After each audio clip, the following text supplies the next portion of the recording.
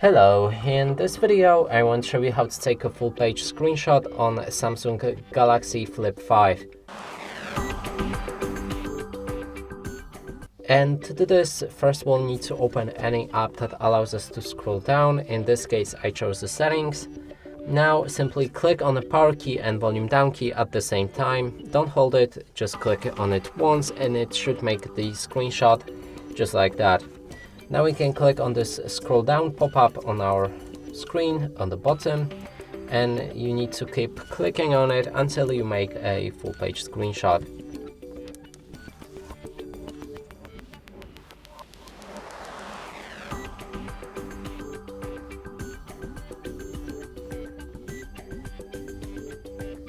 Now when we reach the bottom, we can click on a screenshot image, and here it is.